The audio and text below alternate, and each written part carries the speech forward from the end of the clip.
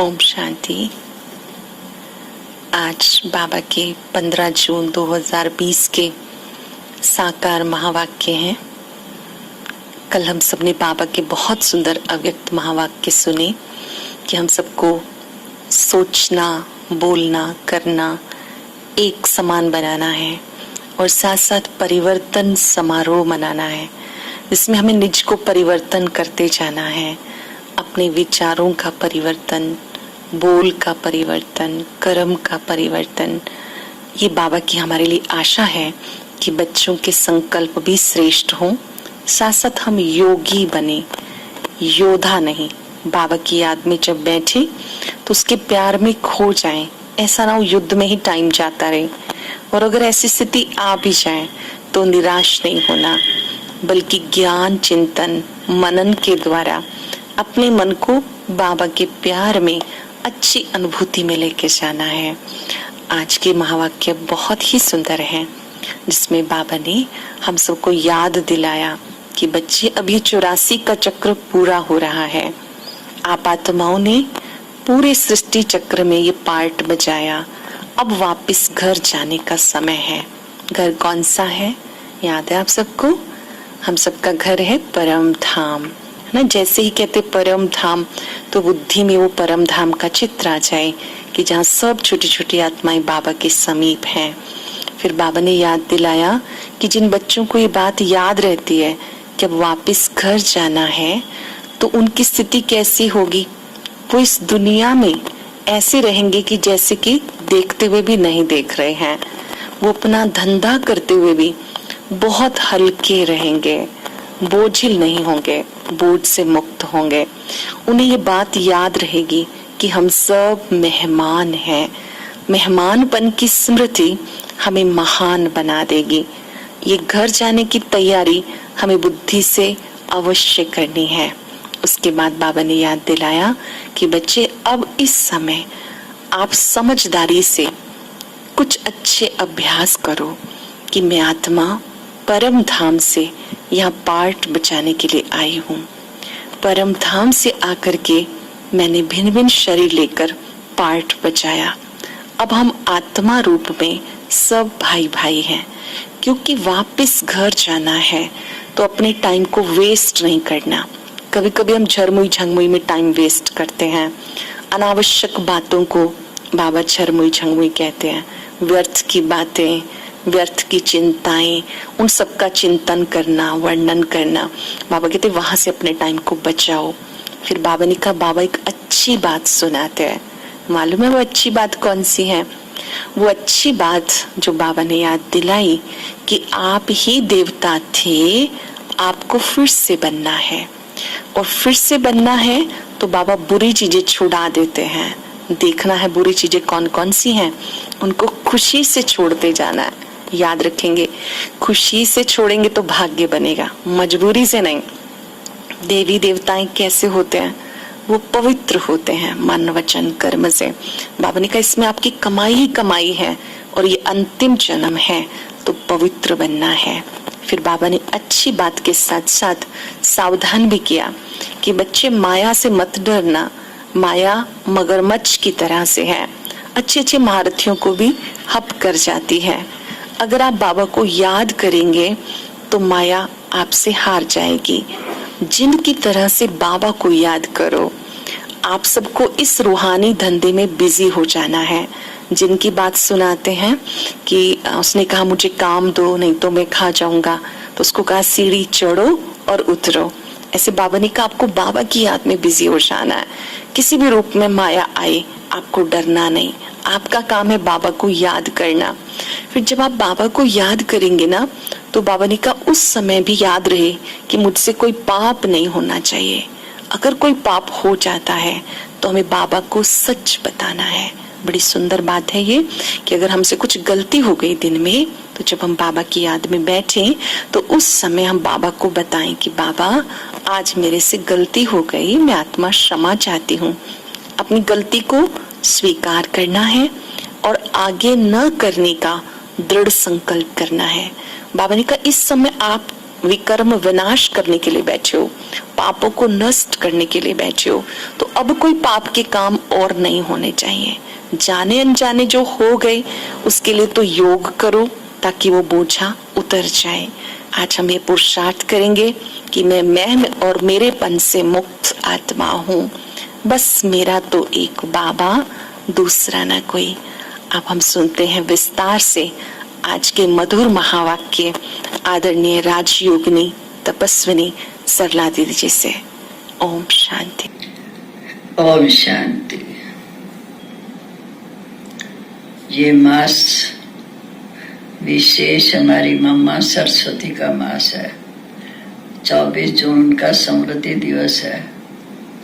तो मम्मा जिसको हम सरस्वती कहते हैं, उसकी विशेषता थी कि बाबा को उसने बहुत गहराई से पहचाना और हर बात में हाँ जी करके अपना जीवन बनाती। तो आज ये हाँ जी का पाठ पक्का करके मम्मा नंबर 1 दे गई। आज प्यारे बाबा ने कहा कि मीठे बच्चे, तुम इस सृष्टि रूपी रंगमंच पर कुछ समय के मेहमान हो, क्योंकि हम वास्तव में शांति धाम के निवासी हैं। हम आत्माओं का घर है शांति धाम, जो सूर्य चांद तारा गण से पार, जहाँ सब आत्माएं भी रहती हैं। हमारा पिता परमात्मा भी वहाँ निवास करते हैं। हम आत्माएं वहाँ से सृष्टि रूपी रंगमंच पर पाठ बजाने आई हैं। जब हम पहले आते हैं तो हम सुख धाम में आते हैं, फिर 84 जन्म के चक्कर में आते आते सतो प्रधान से सतो रजो तमो बन अंत में पतित बन जाते हैं। फिर बाबा आते हैं, आकर फिर नई सृष्टि बनाते हैं, हमें ज्ञान देते हैं सतयुग की नई दुनिया में चलने के लिए। ये ज्ञान भी बड़ा ऊंचा है, बाप भी बड़ा ऊंचा है, इससे प्राप्ति भी बहुत ऊंची है। तो जितना हम गहराई से शिव बाबा को पहचानेंगे, जितना हम उसको याद करेंगे, उससे हमारे विकर्म विनाश होंगे। और उसकी याद से कर्म करने से फिर हमारे कभी पाप कर्म भी नहीं होंगे। इसलिए बाबा कहते बच्चे, हर कर्म करने से पहले 2 घड़ी मुझे याद करो, क्योंकि याद ही या सर्वशक्तिवान बाप के साथ है, किसी देहधारी की याद नहीं है। अपने को आत्मा समझ मुझे याद करो। फिर बाबा ने बताया कि आत्मा का काल तख्त भ्रिकुटी है, जहां पर आत्मा विराजमान होती। ऐसे शिव बाबा भी जब ब्रह्मा तन में आते हैं तो भ्रिकुटी में बैठ इनके मुख कमल द्वारा ज्ञान देते हैं। तो ये है आत्मा का अकाल तख्त। इसका यादगार उन्होंने अमृतसर में अकाल तख्त बना दिया। वास्तव में आत्मा भी अकाल मूर्त है, परमात्मा भी अकाल मूर्त है। आत्मा कभी मरती नहीं, शरीर छूटता है, फिर जाकर दूसरा शरीर मिलता है।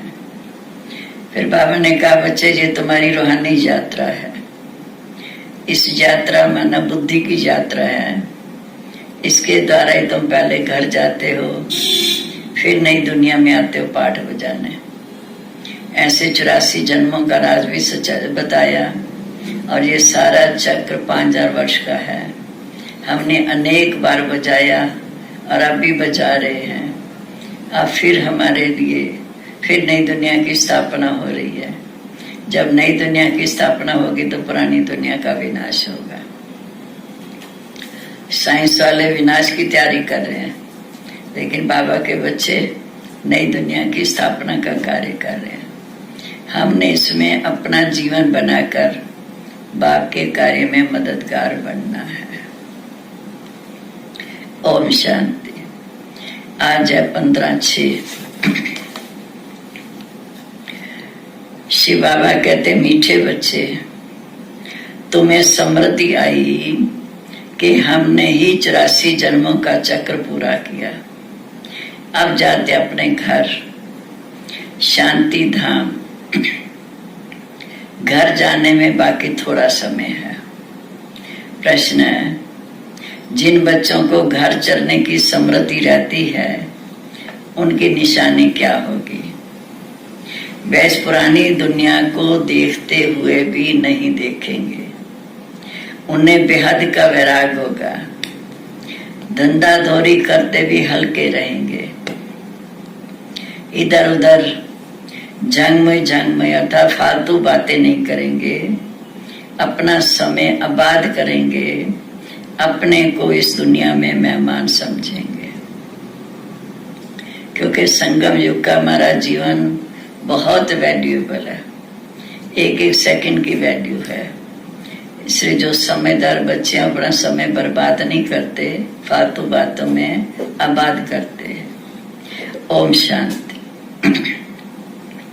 बाबा कहते मीठे बच्चे, सिर्फ तुम संगम युगी ब्राह्मण बच्चे जानते हो कि हम थोड़े समय के लिए इस पुरानी दुनिया में मेहमान हैं। तुम्हारा सच्चा घर है शांति धाम। उनको ही मनुष्य बहुत याद करते हैं, मन को शांति मिले। परंतु मन क्या है, शांति क्या है, हमको मिलेगी कहां से, कुछ भी समझते नहीं। वास्तव में तो हम आत्मा है। आत्मा के अंदर ही मन बुद्धि है। जब हम आत्मिक स्वरूप में रहते हैं तो हम स्वतः ही शांत स्वरूप है। हमारा स्वधर्म ही शांति है। तुम जानते हो अभी हम अपने घर जाने के लिए बाकी थोड़ा समय है। सारी दुनिया के मनुष्य मात्र नंबरवार वहां जाएंगे, क्योंकि जितने हमारे पाप कर्म रह जाएंगे, कर्मों की सजा खाकर जाएंगे। वो है शांति धाम, ये है दुख धाम। ये याद करना तो सहज है ना। चाहे कोई बूढ़े हो चाहे जवान हो, ये तो याद कर सकते हो ना कि अब हमें सुख धाम में जाना है, शांति धाम जाना है, ये तो दुख धाम है। इनसे सारी सृष्टि का ज्ञान आ जाता है। सारी डिटेल बुद्धि में आ जाती है, क्योंकि 84 जन्मों का चक्र बुद्धि में आ जाता है।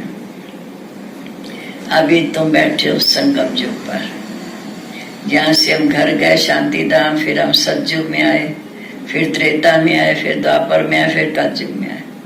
अब बाप आए, हमें द्वापर कलयुग से उठाए, संगम पर बिठाया। ये बुद्धि में रहता है। बाप कहते हैं शांति धाम और सुख धाम को याद करो। ये बुद्धि में रहने से बहुत खुशी रहेगी, समृद्धि रहेगी। हमको अपने 84 जन्मों की समृद्धि आ गई है। अभी हम शांति धाम जाएंगे, फिर सुख धाम में आएंगे। बाबा आया है हमें पावन बनाकर पावन दुनिया में ले चलने। शांति धाम भी पावन दुनिया है, सुख धाम भी पावन दुनिया है। दुख धाम में तो आत्माएं सुख दुख में रहती है, और सुख धाम में सुख भी है तो शांति भी है। और शांति धाम में सिर्फ शांति है, क्योंकि वह शरीर तो है नहीं, आत्मा ज्योति बिंदु स्वरूप रहती है। तुम जानते हो हम आत्माएं वास्तव में शांति धाम की रहवासी हैं, जहाँ सिर्फ पाठ बजाने आए। ये भी बातें कोई को पता नहीं कि हम पाठधारी कैसे हैं। तुम बच्चों को बाप आकर पढ़ाते हैं। ये पढ़ाई भी कोटों में कोई पढ़ते हैं, करोड़ों आत्माएं हैं, लेकिन ये पढ़ाई कोटों में कोई पढ़ते हैं। बहुत भाग्यशाली हैं जो इस समय शिव बाबा के माँ वाक्य सुन रहे हैं। सोचो हम ही कोटों में कोई है। सब तो नहीं पढ़ेंगे। तुम अभी कितने समझदार बन गए हो, पहले तो बेसमझ थे। बाबा कहते कि तुम आत्मा रूप में भाई भाई हो, ये भूल गए हो। भाई भाई कभी आपस में लड़ते नहीं। बाबा कहते हम आत्माओं को बाबा आकर पढ़ाते हैं। ये कोई देहधारी की पढ़ाई नहीं है। 5000 वर्ष पहले माफिक फिर हमें पढ़ा रहे हैं। उसको कहा जाता है वो ज्ञान का सागर है। इस पढ़ाई को और कोई नहीं जानता सिवाय तुम बच्चों को। बाप भी स्वर्ग का रचयिता है, सृष्टि को रचने वाला नहीं कहेंगे, क्योंकि सृष्टि तो अनादि अविनाशी वो सदा चलती रहती है। तो बाप आकर सिर्फ पुरानी दुनिया को नया बनाते, अर्थात तमो प्रधान से सतो प्रधान बनाते। सृष्टि तो अनादि है, स्वर्ग को रचने वाला कहेंगे।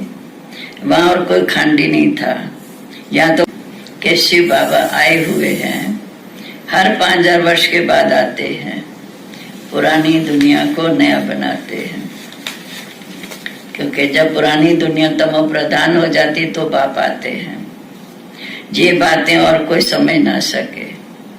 अब तुम बच्चे पापों से मुक्त होने का पुरुषार्थ करते हो। ध्यान रहे कि कोई हमारा पाप कर्म रह न जाए। बाबा कहते इस दुनिया को कोई भी चीज में मोह ना हो, इस पुरानी दुनिया से वैराग हो। पापों का बोझा सिर पे बहुत है, 21 जन्म फिर पापों से हल्के हो जाएंगे। ये अंतिम जन्म है, जितना याद करेंगे हमारे विकर्म विनाश होते जाएंगे और फिर हम भविष्य 21 जन्म के लिए कोई पाप ही नहीं करेंगे और कोई बोझा भी नहीं होगा, सदा खुशी में रहेंगे। जन्म जन्मांतर का सिर पर बोझा है, जितना याद में रहेंगे हल्के होते जाएंगे और खाद निकलती जाएगी, खुशी बढ़ती जाएगी। बाबा कहते सतयुग में तुम बहुत सुखी थे, फिर कम होते होते तुम्हारी खुशी गुम हो गई। सतयुग से लेकर कलयुग तक इस जर्नी में 5000 वर्ष लगे हैं कि सतयुग से अब नीचे उतरते उतरते कलयुग अंत तक 5000 साल का चक्र है। अब स्वर्ग से नरक में जाने की यात्रा का अभी ये समय है। अब हम स्वर्ग से नरक में कैसे जाएं, ये अभी सिर्फ तुम जानते हो। नरक से स्वर्ग में जाने का 1 सेकंड की बात है। बाप पर निश्चय हुआ तो बाप के वर्षे के अधिकारी। 1 सेकंड में जीवन मुक्ति। बाप को पहचाना, बाप आए हैं, जरूर हमको स्वर्ग में ले जाएंगे। लौकिक में भी कहते बच्चा पैदा हुआ, मलकियत का मालिक बन गया। तो बाप के तो सभी बच्चे हैं। तुम्हें बहुत बड़ा नशा चढ़ना चाहिए कि हमें बाप से बहुत ऊंची प्राप्ति मिल रही है। बेहद के बाप के बच्चे बने हो तो बेहद की राजधानी पर तुम्हारा पूरा अधिकार है। इसलिए गायन है, अतीन्द्रिय सुख पूछना हो तो गोपी वल्लभ के गो गोपियों से पूछो। गोपी वल्लभ है शिव बाबा, गो गोपियां हम जितना बाबा को याद करते हैं तो खुशी का पारा चढ़ता है, अतीन्द्रिय सुख मिलता है। लेकिन नंबरवार पुरुषार्थ अनुसार खुशी का पारा चढ़ेगा। कोई तो झट दूसरों को भी आप समान बना देंगे। बच्चों का काम है जहाँ का सब कुछ बुलाए नई राजधानी को याद करना। तुम इस स्वर्ग के मालिक थे, अभी कलयुग पुरानी दुनिया में है, फिर नई दुनिया होगी। अब तुम बच्चों की बुद्धि में है कि 5000 वर्ष के बाद बाप भारत में आते हैं, उनकी शिव जयंती भी मनाते हैं। इस समय तुम जानते हो कि बाप इस समय आकर राजधानी देकर जाते हैं, फिर हमें याद करने की दरकार नहीं। बाबा आकर हम इतना लायक बनाते हैं, जो हमें स्वर्ग नई दुनिया का मालिक बनाते हैं, लेकिन खुद राजधानी में नहीं आते हैं और वहां हम याद भी नहीं करते हैं बाप को। तभी कहते दुख में सिमरन सब करे, सुख में करे ना कोई। जो सुख में सिमरन करे तो दुख काहे को होए। बाप कहते मैं आकर तुम्हें राजधानी देकर जाता हूँ तो वहां याद करने की दरकार नहीं रहती। जब भक्ति शुरू होती है तब याद करते हैं, क्योंकि आत्मा ने बहुत माल खाया, सतयुग त्रेता में बहुत माल खाया तो याद करती है। बाबा फिर से आकर हमको शांति धाम सुख धाम में ले जाओ। अब तुम बच्चे समझते हो कि हमारा बाप भी है, टीचर भी है, सतगुरु भी है। वे आकर हमें सृष्टि के आद्मदंत का अर्थात 84 जन्मों का चक्र समझाते हैं। अनगिनत बार 84 जन्म लिया लेते रहेंगे, इसका एंड नहीं होता।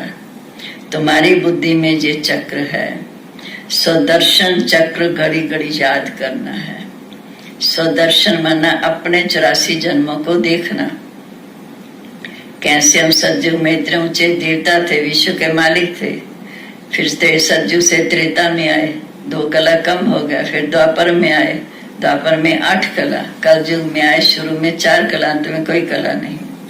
तो बाबा कहते घड़ी घड़ी ये स्वदर्शन चक्र फिराओ। फिर भी बड़े भाग्यशाली हैं जो बाप ने आकर हमें अपना बना दिया। यही बाप का मन मना भाव है। जितना बाप को याद करेंगे उतने तुम्हारे पाप कर्म विनाश होते जाएंगे। फिर बाबा ने कहा कि तुम्हारी बुद्धि में है कि जैसे जिन ने कहा राजा को कि मुझे काम दो नहीं तो खा जाऊंगा, तो बाबा ने कहा बस इसी जिन की तरह इसी याद में रह जाओ, नहीं तो माया रूपी जिन खा जाएगी। तो जितना बाबा को याद करेंगे तो बाबा उतना ही हमें सहयोग देगा, क्योंकि सतयुग की दुनिया का राजभाग अकेला बाप तो नहीं करेगा। स्थापना में हम सबको मददगार बनना है। बाप तो राज्य नहीं करता, तुम सर्विस करते हो, रजाई भी तुम्हारे लिए है। अच्छा,